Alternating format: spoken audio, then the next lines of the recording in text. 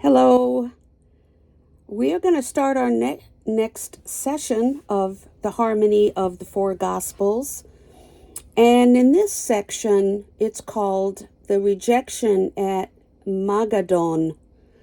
And it's in Matthew chapter 15, verses 39, and it goes to chapter 16, verse 4, and Mark 8, verses 10 to 12. So it's a short segment. So after having fed the 4,000, Jesus sailed back to Jewish territory. And Matthew stated that he came to the borders of Magaddon. This was Migdol, M-I-G-D-O-L, in the Old Testament, and it is the home of Mary Magdalene. Mark specified that he and the apostles arrived into the parts of Dalmanuth, D-A-L-M-A-N-U-T-O. Boy, I hope I can speak. The harbor of Magaddon is called Dalmanuto. Okay, well, upon his arrival, he was soon confronted again. As soon as he came back into Jewish territory again, we have the shark tank coming against him, the Pharisees and Sadducees, etc. They were ready to pounce.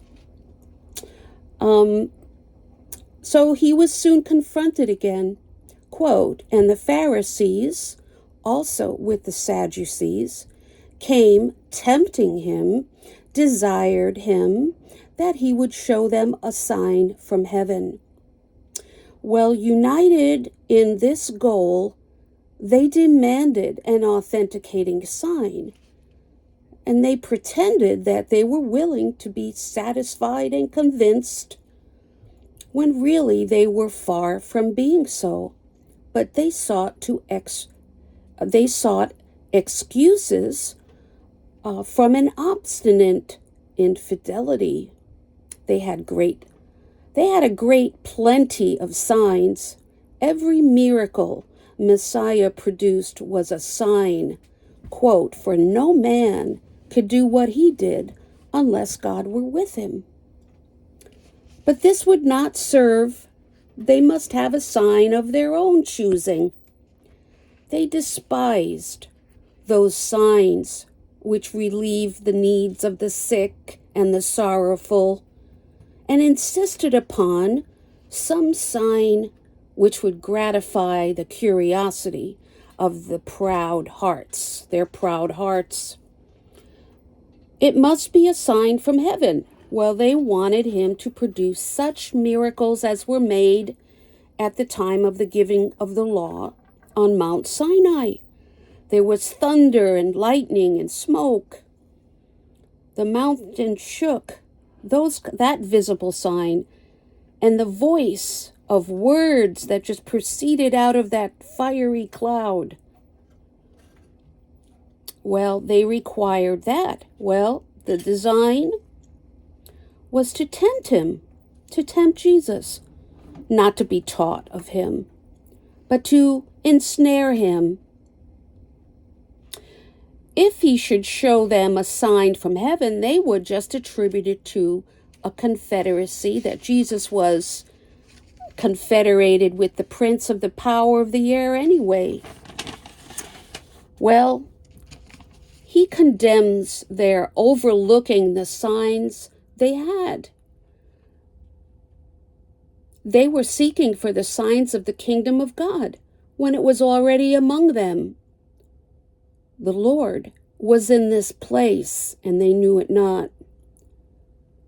So did their unbelieving ancestors, when miracles were their daily bread in the wilderness.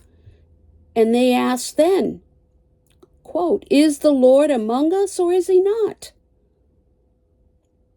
To expose this, he speaks to them about their skill and expertise in other things, particularly in natural signs of the weather.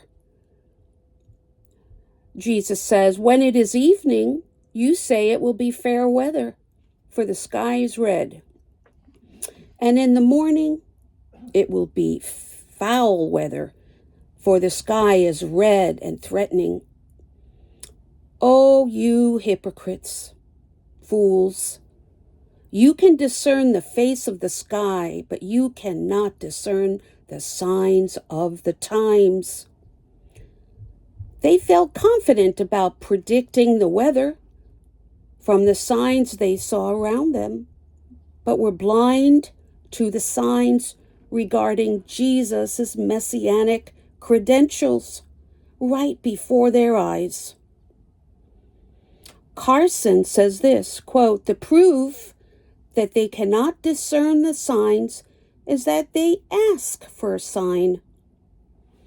Well, regarding the signs of his first coming, they were prophecies, they were circumstances and evidences that would have made it clear to them as signs of the times that the Messiah had come. And many people today are just as blind to the signs of the times regarding the second coming of Jesus. He says this, quote, "A wicked and adulterous generation seeks for a sign." He calls them an adulterous generation because while they openly declared themselves the true sons of Israel, the true spouse of Jehovah, because that's who Israel was, they treacherously, deceitfully departed from him and broke their covenants with him, the Messiah. The Pharisees were a generation pure in their own eyes, having the way of the adulterous woman in reality, that thinks she has done no wickedness, she can do no wrong. It says in the scriptures, "I am no widow."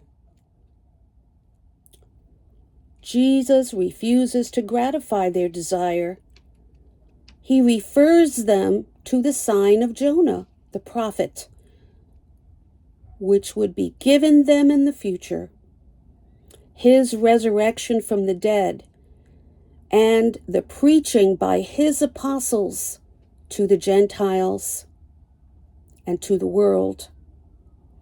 These were reserved for the last and highest evidence of his divine mission.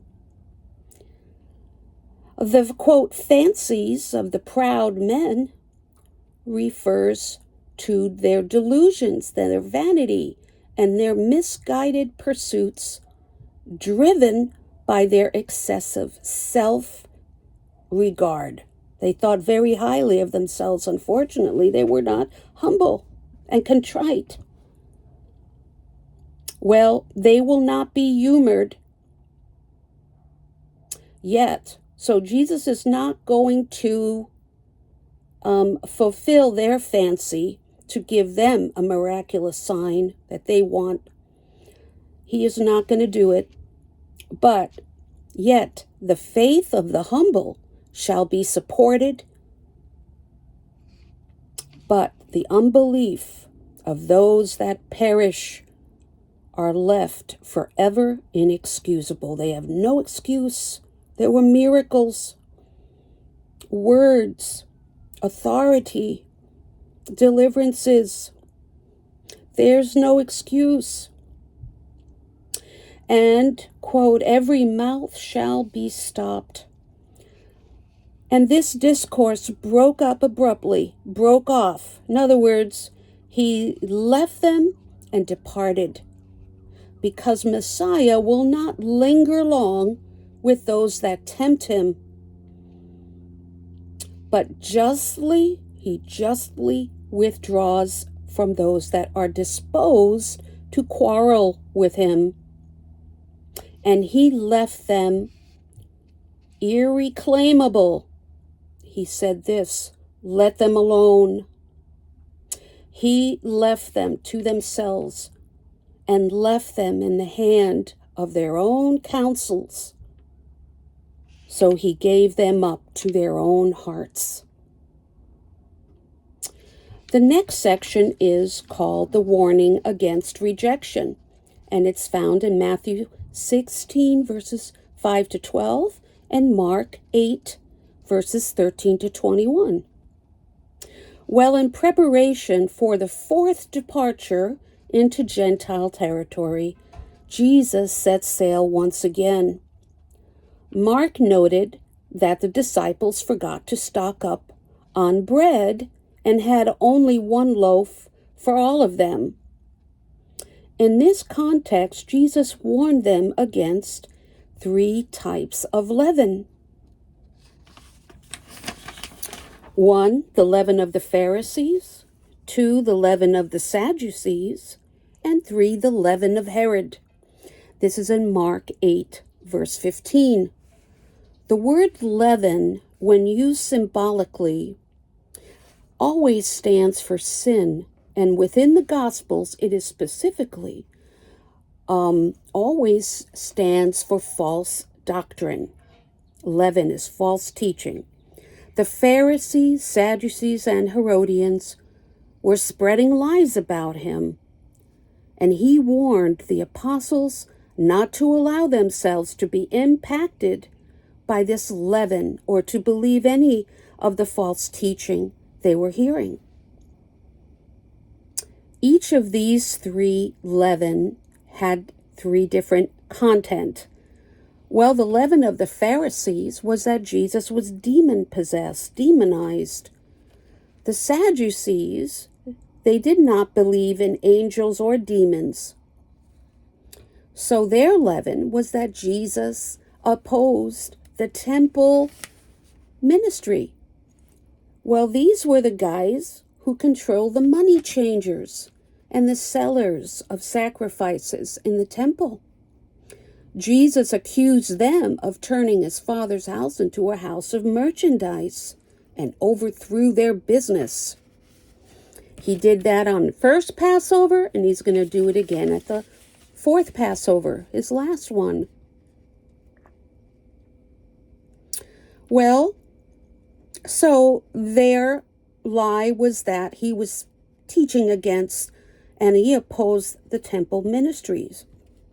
Well, the leaven of the Herodians was that he opposed Roman rule through the house of Herod. On the contrary, Jesus accepted the providence of God in world and government affairs, and he taught that the people should render to Caesar that which is Caesar's. Matthew 22, verse 21, and Mark 12, 17, and Luke 20, 25. Well, although Jesus warned them against accepting these 3 kinds of leaven, his disciples assumed that he was scolding them for not taking enough physical bread on their journey. Mark 8:16. Instead, he scolded them for not understanding what he was saying. He's frustrated with them. You men of little faith, Matthew 16:8. Why do you discuss among yourselves that you have no bread? Do you still not see or understand what I say to you? Are your hearts still hard? You have good eyes, yet you still don't see, and you have good ears, and yet you still don't hear. Neither do you remember. When I multiplied the bread to feed more than 5,000 people, how many baskets full did you have left? 12, they replied. Well, he also reminded them of the feeding of the 4,000. How many baskets did you have left over then? Well, they had 7. They should have learned from the miracles that Jesus could supply them all the bread they needed, anytime, anywhere. Well, and if he could provide bread for thousands, certainly he could provide bread for 12. The point was that they should be concerned about the false teaching regarding his person and his work, rather than their lack of physical bread. They finally comprehended what Jesus was saying. Quote, "Then they understood," that's good, "that he did not say to be aware of the leaven of bread, but of the teaching of the Pharisees and Sadducees." The next section, Jesus heals the blind man. A blind man, and this is in Mark chapter 8, verses 22 to 26. So Jesus and his disciples now arrive in Bethsaida, still in Jewish territory. The procedure now which Jesus had implemented after the rejection becomes evident once again. A group of people brought a blind man to him in Mark 8:22. Since his miracles were not for the public eye anymore, they were not necessarily for the public, but mostly for private, the apostles and such, he took hold of this blind man by the hand and brought him out of the village, away from the crowds, to provide a measure of privacy. Well, in the past, Jesus had healed blind people instantaneously. However, this time he removed the blindness in 2 stages, which makes this event unique. And it is the only recorded miracle he performed in 2 phases. And this procedure involved 5 steps. Number 1, he spit upon the man's eyes. 2, he laid his hands on the man. 3, the man then had partial but blurred vision, and people appeared to him as trees walking. And the next step, he laid his hands on the man's eyes. And the 5th step was the man then received full sight and could see all things well. Well, Dr. Fruchtenbaum suggests that this is a hint. It's suggesting this miracle. It's a picture of a theme that was developing. And also because the timing of this miracle it suggests that there's an application here to be understood.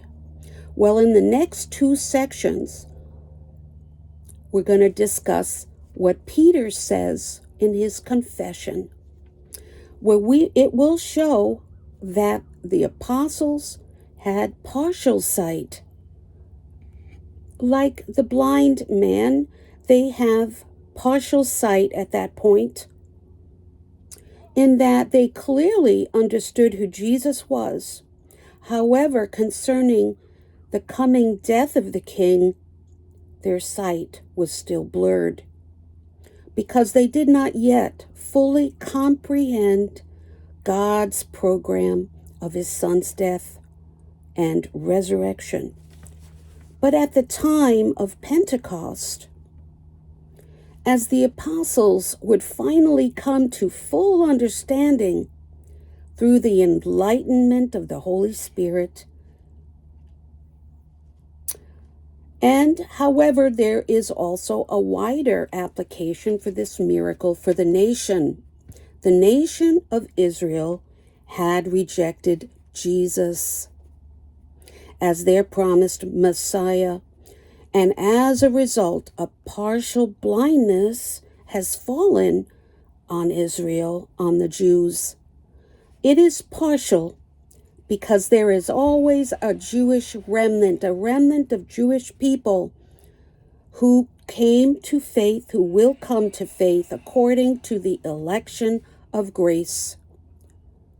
And then when the, quote, fullness of the Gentile comes in Romans 11:25, then the blindness will be completely removed from Israel, and they will fully see, and it will result in Israel's national salvation. And the world will witness the the grace and glory of God through his chosen people. It will be a wonderful demonstration of God's faithfulness. Well, and I think it's going to be astounding to see the Jewish people as a whole nation, fully functioning and fully restored in their faith. But for now, this last verse shows that Jesus continued a policy of silence. Quote, then Jesus sent him home and with these instructions, go home, but don't tell anyone what happened, not even the people of your own village. And that's Mark 8:26. And now we're going to begin the confession of Peter.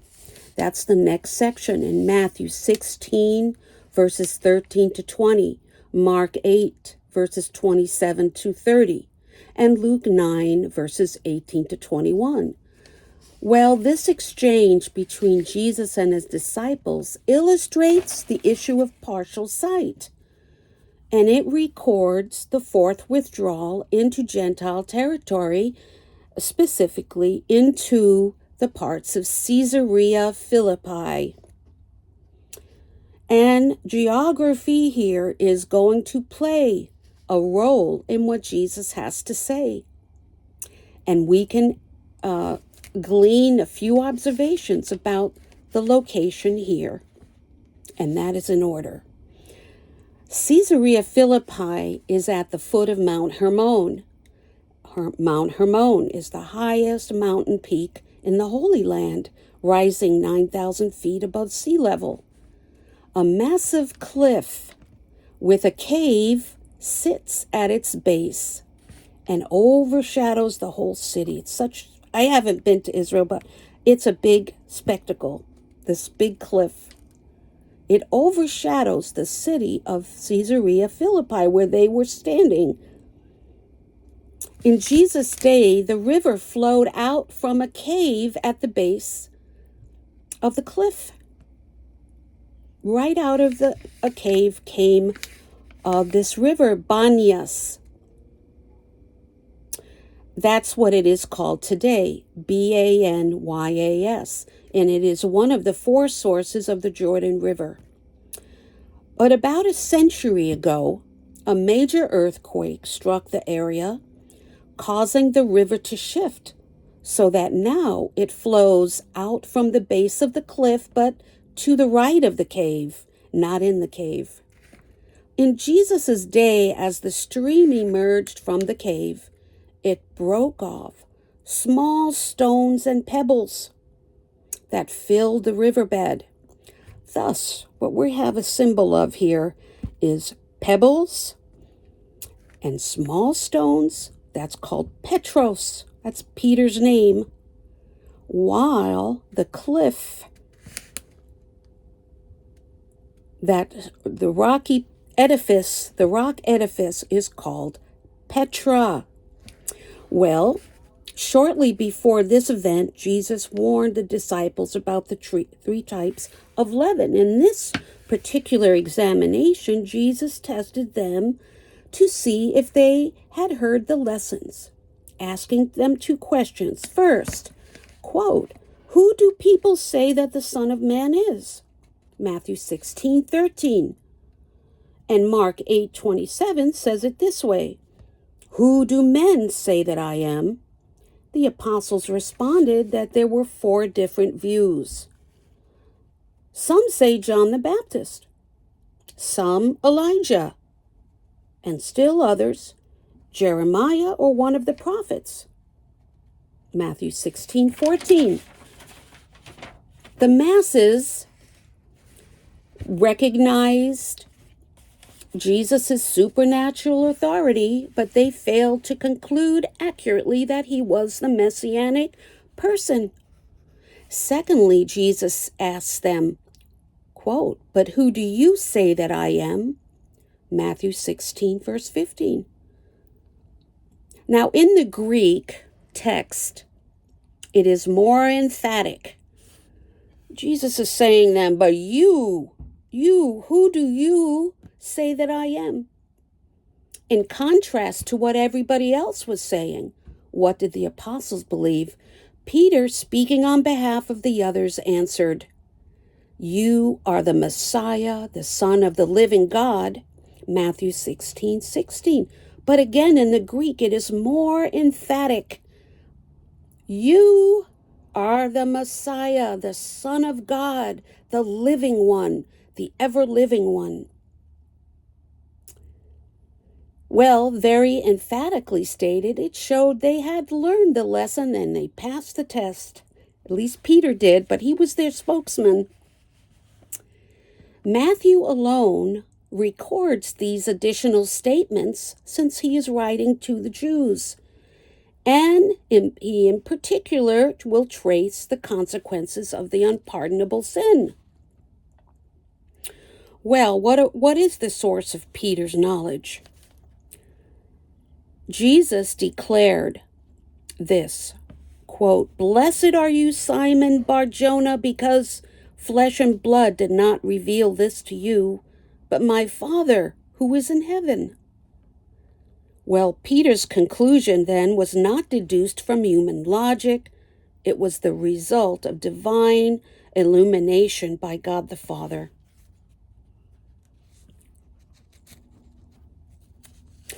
MacArthur states that the Messiah's claims had always been subtle illusions that he was the Messiah. Combined Old Testament prophecies combined with miraculous works that substantiated those claims. But never before had Jesus explicitly taught Peter and the apostles the fullness of his identity. Well, God the Father had opened Peter's eyes to the full significance of those claims and revealed to him who Jesus really was. In other words, God had opened Peter's heart to this deeper knowledge of Messiah by faith.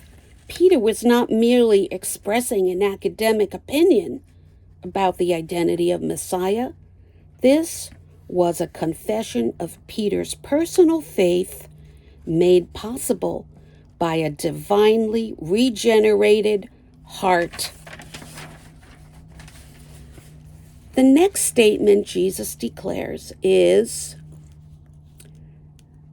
that was, quote, I also say to you that you are Peter.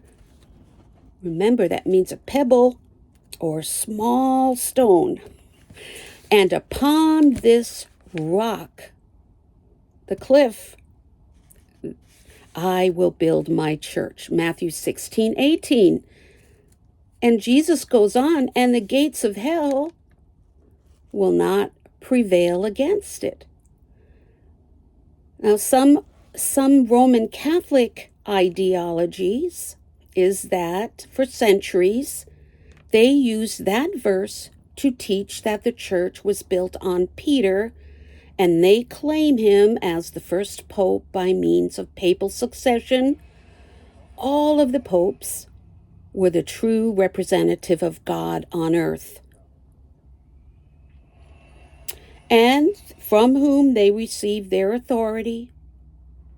Therefore, from that point, they claim that the Roman Catholic Church is the only true church. However, Dr. Fruchtenbaum says this interpretation of the verse ignores some very simple rules of Greek grammar. It's a contradiction of Greek grammar. Well, when Jesus says, you are Peter, he used a Greek word, petros, a small stone or pebble. It is a masculine noun, not to get too much into the details of it. His point was, Peter, you are small. You are a small stone and pebbles like the small rocks and pebbles coming out of the Banyas River. That's where they were located. When Jesus said, "Upon this rock I will build my church," he used a different Greek word, Petra. That is a feminine noun meaning cliff, just like the massive rock formation overshadowing Caesarea Philippi, which, grammatically, it would not be possibly mean that the church would be built upon Peter. Quite the contrary here. Jesus was contrasting Peter with the massive cliff. Also, the word rock, Petra, is an important Old Testament symbol. And whenever the word cliff, rock, is used symbolically in scriptures, it always symbolizes the Messiah, the Son of God. So the church would be built upon the Messiah, the rock. The church would be built upon which Peter just stated about the Messiah. You are the Messiah, the Son of God, the living one. Of course, Jesus and the apostles were speaking Hebrew, not in Greek. However, the Hebrew equivalent does not state that Peter is the rock on which the church is built. However, the implication is that it is Peter's revelation from the Father and his confession of Jesus as the Son of God that becomes the bedrock foundation for the church. The earliest writings of the church fathers all acknowledge that the rock of ages is Jesus Christ, not Peter. So, because Petros and Petra in Hebrew are two very different words. Another point that we're going to make, and this is the last point, is that is crucial here, is the future tense of Jesus's next statement. Quote, "I will build my church." And this is the first time in the term church is used in the New Testament. And in Greek, that word is ekklesia. In Hebrew, it is called kehillah. Kehillah. Kehillah. And it is only used in the book of Matthew. In Matthew chapter 16 and one more time in Matthew 18.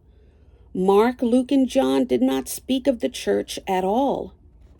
Here, Matthew was the gospel writer who traced the results of the unpardonable sin.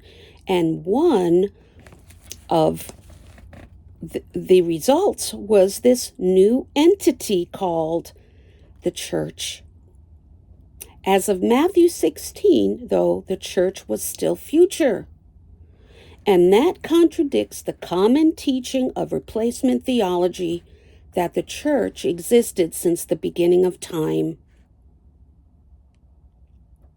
Jesus did not view the church as already being in existence, but rather that he would build it at a future time. MacArthur says that Peter explains this imagery himself. In his first epistle, the church is built upon, Peter says in 1 Peter chapter 2, verse 5, living stones, we are living stones who, like Peter, confess that Jesus is the Messiah, the Son of the living God, and Messiah himself is the cornerstone. Christ called it my church, emphasizing that he alone is its architect, builder, owner, and Lord. Well, Messiah's third declaration to Peter was, and the gates of Hades shall not prevail against it. In the Hebrew scriptures, the term gates of hell or Hades was an idiom that meant physical death. In Job 38:17, for example, Psalm 9:13, Psalm 107, verse 18, and Isaiah 38, verse 10. Jesus would build this church upon a rock, and physical death could not destroy it. Even death, MacArthur says, the ultimate weapon of Satan, has no power to stop the church. Neither Jesus' death, nor the death of the apostles, nor the deaths of countless martyrs throughout the history of the church. According to Ephesians 2:20, the church was built upon the foundation of the apostles and prophet, and Messiah himself being the chief cornerstone. And we're going to stop right here, and our next discussion, we will complete this discourse, and it goes into more detail about the church and the fact that Jesus tells Peter he's given him the keys and what all that means. It's very interesting. Well, thank you for now. I will let you go, and we'll see you soon. God bless you.